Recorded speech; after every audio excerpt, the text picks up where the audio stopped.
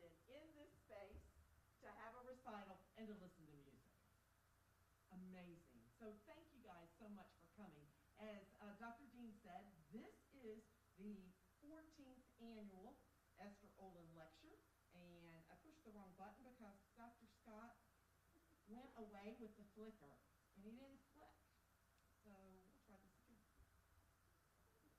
I think that's the right one now. So the title of this evening's lecture is Off the Beaten Path.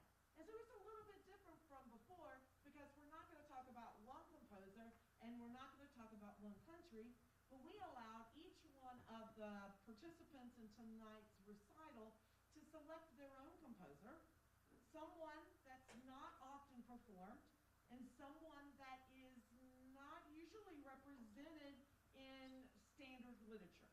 Just like the piece you just heard, which was written by a British composer, Edward Greekson, in 1945. Edward is a composer of movie music and film and theater. He does instrumental works and choral works, went to the Royal Academy of Music, and has a terrific compositional style, as you just heard. It's usually light and it's bouncy, and he changes keys by harmonically shifting from one to the next. This piece was dedicated to his sons. It was written in 1982. It was, you heard the third movement of a work that was called Four Pieces. He didn't give anything any titles. He wanted you just to sit and listen and not be influenced by any kind of extra ideas or extra thoughts. In addition, when I used that particular piece, it's a piano duet, so Dr. Scott and I should have been on the same bench, but we can't socially distance 6 feet and play the music, so obviously we had to get a different piano. But when I teach this to my students, it's usually one of their very first opportunities or one of the easier duet pieces to get started on.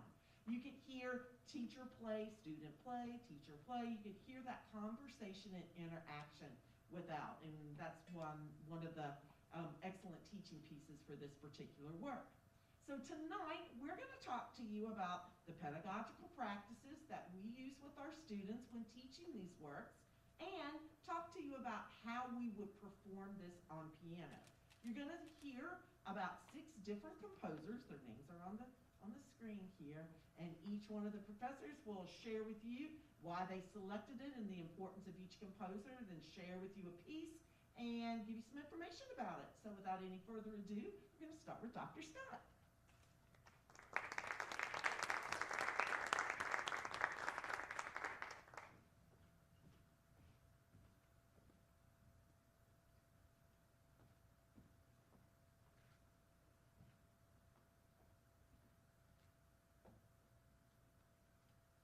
Schuman was an American educator and composer born in August of 2010 in New York, New York. He studied theory and composition at the Malkin Conservatory in New York and earned his Bachelor of Science and Master of Arts at the Teachers College at Columbia University. And we have had students leave University of Lynchburg and go to that school to pursue their degrees as well. He taught fine arts at Sarah Lawrence College in Bronxville, New York, and was friends with Aaron Copland, who introduced him to Sergei Kalsavitsky, who was the conductor at the time of the Boston Symphony Orchestra, and he performed Schumann's Symphony No. 2 in February of 1939 and was quite a proponent of his music. He premiered many of his works. So interestingly enough, William Schuman was influenced by John Dewey's educational philosophy, and so was incredibly interested in education and became the president of the Institute of Musical Art and the Juilliard Graduate School as well. He merged the two at a later time to create the Juilliard School of Music. He also served as a special consultant at G. Schirmer, a famous music publisher. He served as president of Lincoln Center and negotiated the New York City Opera and New York City Ballet combination with Lincoln Center. So he brought those two there together and then ultimately created a path for the Juilliard School of Music to Lincoln Center in 1969. Quite a busy man. In the process of that, he had an opportunity to compose, as his degree was theory and composition. The piece that I'll be playing for you tonight is called, it's the second movement, and just like Dr. Ramsey's piece, it doesn't really have a name. It's not considered program music, but absolute music. Three-score set, written in 1943.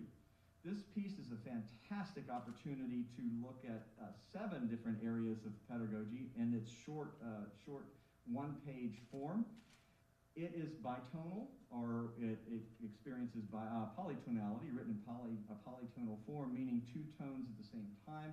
Actually, this one does not have a key per se, and so what I mean by polytonality in this case is chords of different tonality with each chord that you hear. They are all major, except for the few that are 1 and 2 tones at a time. They're extreme dynamic contrasts, so the student has an opportunity to go from fortissimo to mezzo piano and then down to piano all within the same page.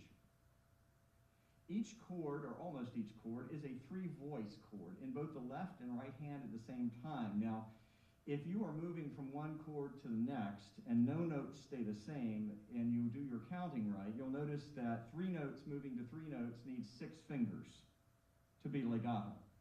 And so not going to happen for most of us. And so this is a great opportunity also to learn pedaling and how to keep those slurs smooth between chords.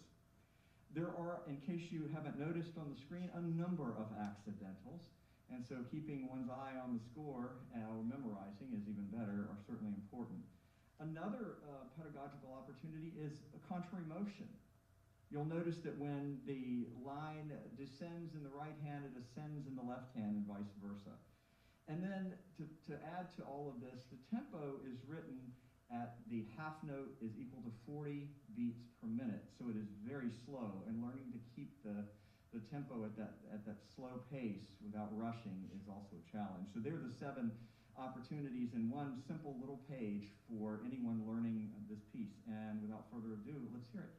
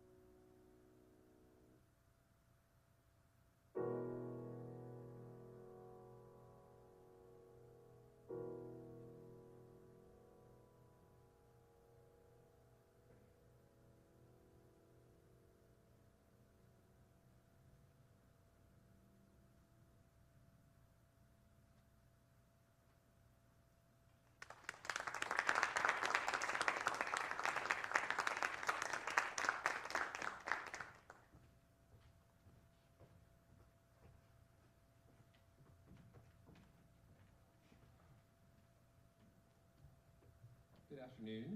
My name is Professor Jerry Kraft. I'm the Director of Choral Activities here at the University of Lynchburg.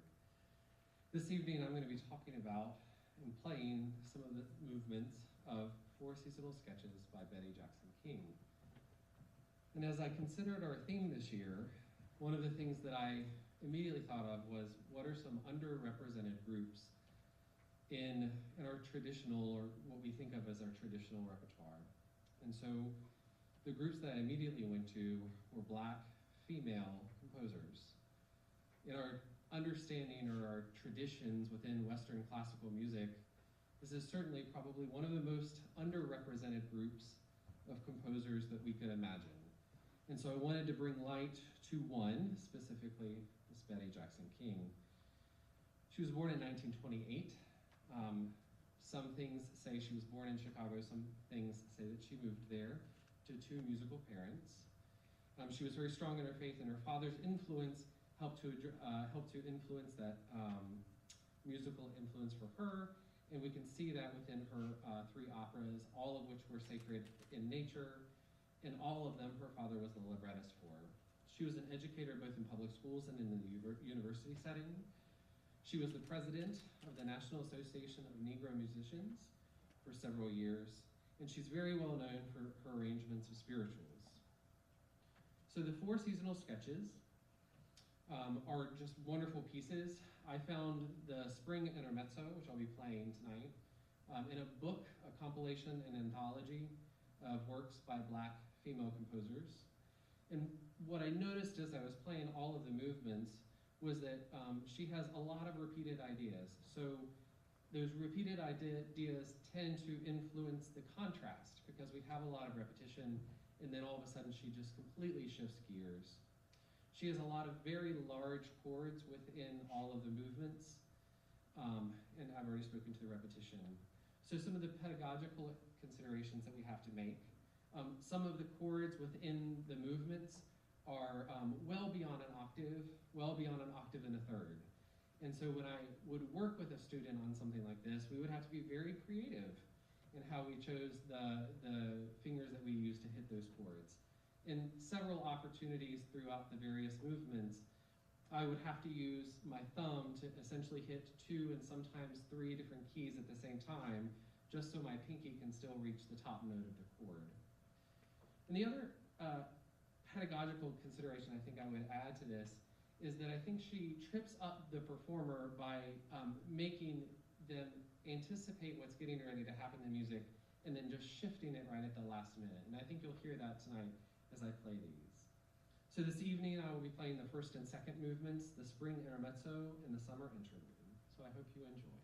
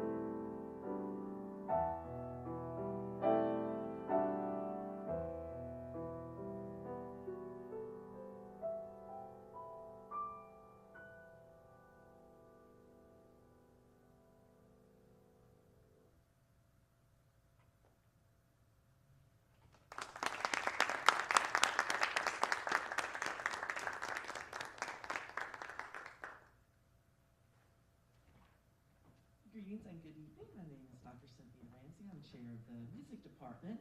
And before I get into my two short pieces, I wanted to share with you a century of inventions. Yeah, it's a crazy cover for a piano book, right? It's got the outer space on it. But I highly recommend this book.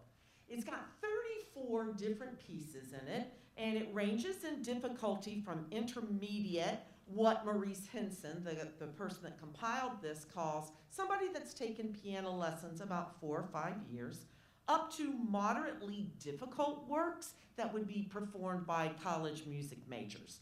There are 26 different composers from 14 different countries. And so I've listed out some of the composers, and I've listed out several of the countries. The author of the text puts the bibliography, or the biographies of the composers in the back, and they put information about each piece in the front. So I didn't have to go very far to research the information about this. I just used the notes from this because I thought that they were quite good. So a century of inventions. And so I want to bring attention to two particular pieces of work and two composers. So for those of you that are in music history, and we come to class tomorrow, I hit the wrong button. I really need to stop that. I am so challenged. I try though. There. Okay, so tomorrow we're going to talk about Arnold Schonberg. When we did study abroad to Vienna, I had the opportunity to view that house on the left in a little town outside of Vienna called Midland. If you can look at the fence, it's blue in the picture, but you can see a picture of Arnold Schoenberg on the right-hand side standing in front of that same fence that is still standing today, which is amazing to me in and of itself that it has lasted that long. But Arnold Schoenberg, pick up the clicker and push. Step away. Okay, so Arnold Schoenberg is a pivotal composer in the history of 20th century music. He is Austrian. He is the founder of the Second Viennese School, and he is important to music history for his development of the atonal system, for the artistic movement, expressionism, and serialism, or what we know to be 12-tone row. This particular composition is the Opus 19, and I'm going to play the second movement from that. It was written in 1911 during his atonal period. Comes from the collection called 6 Short Piano Pieces. That's the entire work. Speaking of concise and omit needless notes, right? So not very many notes there at all. You're going to notice that the melody line is extremely disjunct, which is one of the characteristics of expressionism, and it gives you an opportunity to talk about different types of texture and how he organized the music. Now, I have had a student that wanted to work on this piece, and so when I was working with her, one of the very first things that we had to investigate was the vocabulary, because it is in German, and so unless you're fluent in German, you are going to have to use that nice little translator in order to figure out what did the composer really want to do. The left hand is to be performed dry, very short. Hinson described it as it needs to sound like a drippy, leaky faucet. And you need to bring out the melody in the right hand. Those German words mean things like retard or to slow down, or use more pedal, or use tenuto. And I love that the author calls this a tiny masterpiece. You can decide that for yourself when you hear it. The second piece is by German composer Ernst Pepin. And in Germany, he is a highly respected composer. He taught in Berlin and had extensive training in counterpoint and in organ and in religious choral works. This particular piece was a dance written in 1939 from a collection that was entitled Rounds and Dances. And when I've taught this, some of the things that you really have to be aware of are the difference between a non-legato left hand and a very melodic right hand simultaneously. The author talks about paying attention to the accents in measures 2 and measures 5 and measure 7. So the composer really wanted to highlight that idea. There's a lot of fluctuation in tempo. It gives you an opportunity to work with dynamics and accents and use of pedal. And for my form and analysis friends, this is binary form, 7 measures for the first phrase and 8 measures with the second with a very short coda. So here is Kleines Klavierstück by Arnold Schonberg and Poco Lento by Ernst Pepin.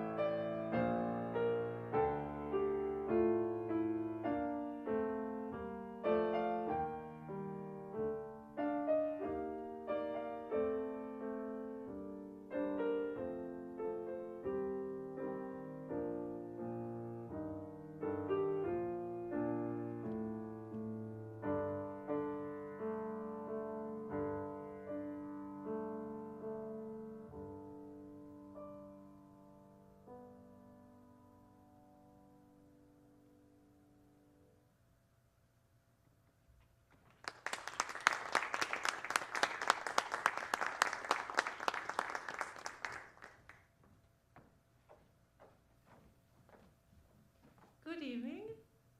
So good to see you. I'm smiling. You cannot see me smiling, but you are the audience after a year that we haven't had an audience, so thank you. And those of you who are following a live stream also, thank you for tuning in.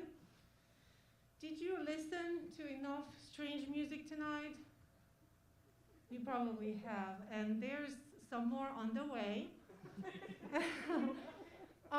But this is very close to my heart, both of these people. And so let's see who are we talking about tonight. We are talking about Kodai Zoltán and George Enescu. You might wonder, why did I say Kodai Zoltán instead of Zoltán Kodály? Because in Hungarian, which is also my nationality and also Kodai's nationality, we say the family name first and then your other name. So anyhow, Zoltán Kodály and George Enescu. So let's start with Kodály. Kodály is a Hungarian composer, was born in 1882 and died only in 1967, so some of you might have been still alive when he passed away. He was a composer, ethnomusicologist, pedagogue, linguist, and philosopher. And you probably have heard of his name that is attached to the Kodai Method of music education. If you have, please raise your hand. Very good. Okay, so some of you might be students that hopefully heard about that. So he played the violin as a child, but his passion was to visit remote villages to collect songs, recording them on phonograph cylinders. So he really embraced the folk element in the Hungarian music, and that's where he went. He went and collected these folk songs. So people in villages, of course, they didn't write down these songs, and so Kodály would show up with a recorder, and he listened and he recorded this music. Some of it will show up in his music as well. So he combines the classical forms of music with these Hungarian folk elements. And we have to also mention that he didn't only go to Hungary, he was also doing research in Transylvania and also in the Hungarian sections of Slovakia, and I am from Transylvania. So he came to my part of the world, and also he collected his folk songs from there too. Now, Kodály had no public success until 1923, part of it due to his shy nature. And in 1966, only 1 year before his death, he toured the United States and gave a special lecture at Stanford University. He was, at that point, 83 years old. That's a pretty nice accomplishment, I think. So let's talk a little bit about the Kodai Method. I'm not going to ask you to tell me about it, but I will say a few words. So teaching methods, and he loved children. He wanted music to become part of their lives, and I know that you as future music educators are fighting for that. To give you an example, my son is today 7 years old. If he's listening, boldog születésnapot. That was in Hungarian, happy birthday for him. Anyhow, so this year, the virtual students at Lynchburg City Schools only have one music assignment every 2 weeks. And so I don't think Kodály would have been very happy about that. So he embarked on a long-term project to reform music teaching in Hungary's lower and middle schools. And he developed this method in 1940s. And I don't bore you with the details of that, but it was a very successful method. His legacy is important. He was also very good friends with Bartók, and both Bartók Béla, you definitely heard of him. We don't mention him tonight because he's more known. And but one interesting detail that I didn't know until I started researching a little bit on him is that, did you know that he almost became president of Hungary? I don't think you knew that. In 1956, there was a revolution against the Soviet occupation. And Kodály was so famous by that time that they thought that the newly formed revolutionary government wanted to elect him as president. Sadly, that government didn't last long, and so Kodály never became a president. The piece, a very short piece I will play for you, only 2 minutes. This is from 9 pieces, Opus 3. This is the 7th of the collection. It was written in 1909, and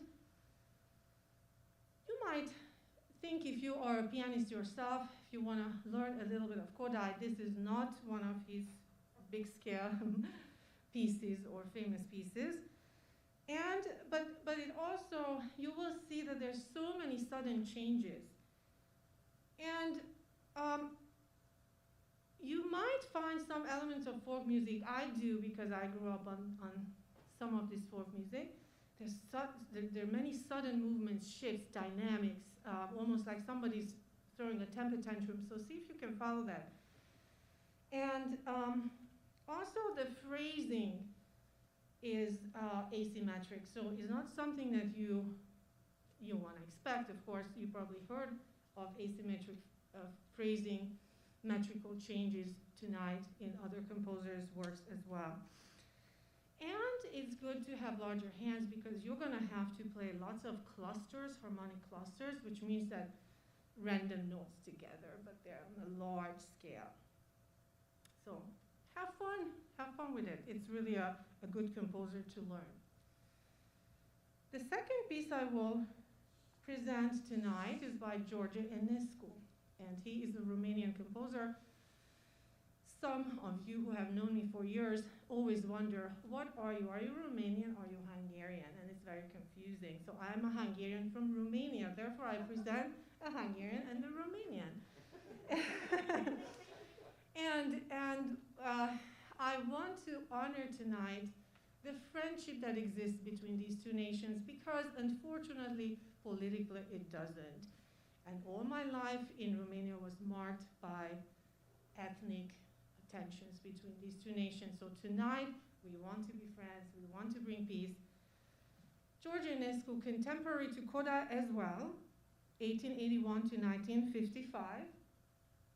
And he was one of the greatest musicians in Romanian history. So if you've heard of Kodály, have you heard of Enescu before?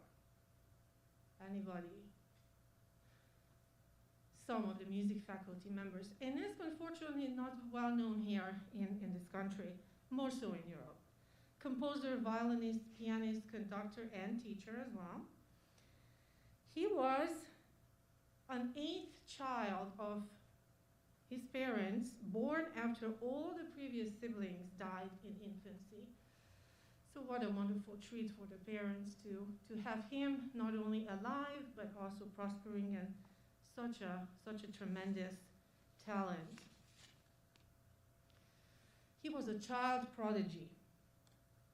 At 5.5 years old, he composed his first very good piece. And shortly after that, in 1888, the age of 7, he became the youngest student ever admitted to the Vienna Conservatory at 7. Can you imagine teaching a 7-year-old? And he, of course, a 10-year-old, then he gave a private concert at the court of Vienna in the presence of Emperor Franz Joseph. So you will see actually similarities between him and Mozart a little bit. He also met his idol Johannes Brahms. It must have been a very interesting and enthusiastic meeting. He graduated at the age of 12, so 5 years, and he graduated. And he went to Paris to continue his studies at 12. Age of 12, and he studied violin. He was primarily a violinist, and composition with Jules Massenet and Gabriel Fauré. Now, once you hear his music, you start recognizing the impressionistic elements in his music as well. And he studied at the Conservatoire de Paris as well. And Enescu's works are, just like Kodály's works were influenced by the Hungarian folk elements, Enescu's music is influenced by the Romanian folk elements as well. His famous pieces are the 2 Romanian Rhapsodies, an opera, and the suites for orchestra. He also developed a deep interest in Oriental music. So he rehearsed with Ravi Shankar's brother, and so he I don't recall elements of that definitely in the piece that I would play tonight. We cannot find that, but he was influenced by that as well. You've all heard of Yehudi Menuhin, and Enescu was his teacher, his main master teacher. So Enescu really helped him become the violinist that we know him to become. He also came to America in 1923, and as a conductor in a concert given by the Philadelphia Orchestra at Carnegie Hall in New York City, and then he visited the United States many times. In 1936, he also appeared as a conductor with many orchestras and was one of the candidates considered to replace Arturo Toscanini as permanent conductor of the New York Philharmonic. I did not know that till I read about it, so quite an honor. He lived in Paris and in Romania, but after World War II and the Soviet occupation of Romania, he remained in Paris. He promoted contemporary Romanian music as well. Now, the reception of his music is quite spectacular.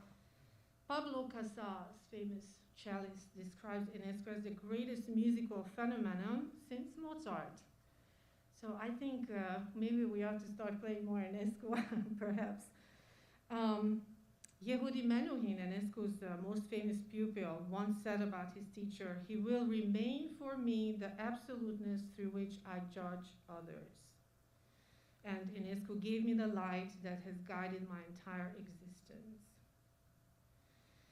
Vincent d'Indy claimed that if Beethoven's works were destroyed, they could be all reconstructed from memory by George Enescu. Don't you envy that? That talent that somebody can have to play pieces by heart like that. Alfred Cortot, a pianist, of one of the greatest pianists, he says, "Through primarily a violinist, Enescu had a better piano technique than his own." Tonight's piece selection is from the Piano Suite No. 2 in D major, Opus 10, also subtitles Des Cloches Sonores, the harmonious bells. And you will find elements of that in the music. That's the second suite that he composed. He composed this suite between 1901 and 1903, so just a few years before Kodály composed the piece that I will play first. But you will see the difference in the style, definitely. The Pavane. Pavane, you hear this name, this music, this title, this genre appearing in many other, composers' lives, creations. Fauré, for example, or Ravel. They were all creating during the same time, similar times. Pavane is a slow processional dance that was common in Europe during the Renaissance. And the pavane comes from the peacock in English. So I guess you had to look like a peacock and move around like a peacock when you would be dancing this dance. And you will maybe see some of that in the music as well, but it's very removed from that original destination. The way that Enescu presented it. And how to play this as a pianist? I think that's a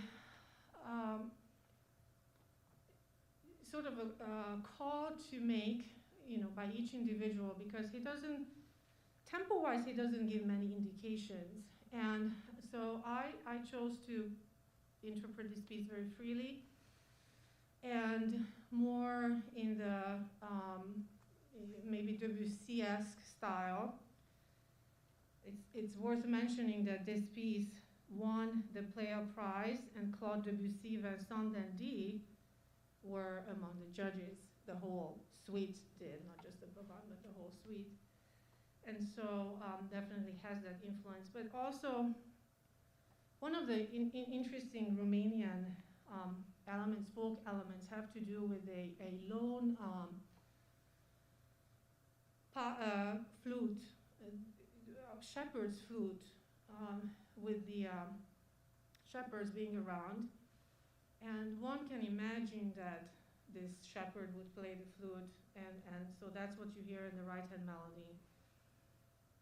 To me, that's what I hear, and maybe you will also pick up on that. Just be, as a pianist, just be very flexible with this, and timing-wise, dynamic-wise, and it's a really beautiful piece. So I hope you enjoy both of the selections.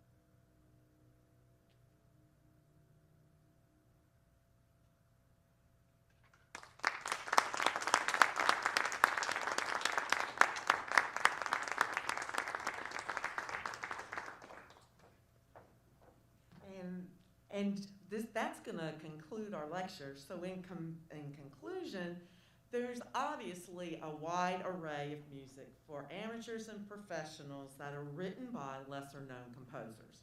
These composers that you heard tonight have redefined, have pioneered, have developed, have provided stark selections, contrast. It was interesting. Each one of us picked a 20th century group of composers, and that was by accident, mere accident. And obviously an incredible enrichment of piano repertoire and the unique link between composer and performer. I got into Ancestry.com, and so I know where my relatives have come from, and so the German connection really spoke to me, and Noemi talked to you about her connection, and Jeremy wanting to bring forward the African-American female. So each one of us have brought something and have a unique link between the composer and the performer. And so what's up for next year? It'll be number 15. And so we thought that we would pay a tribute to Esther Olin in and of herself. So her favorite composer is Maurice Ravel. So we will either do Maurice Ravel for her, or she is a composer in her own right, and we may do a recital of all of her compositions and pay tribute to her in that manner. But it'll be about the same time next year for number 15, and so we thank you guys very much. It's 8:30, and we got you in and out and at the hour mark. Thanks, and have a good evening.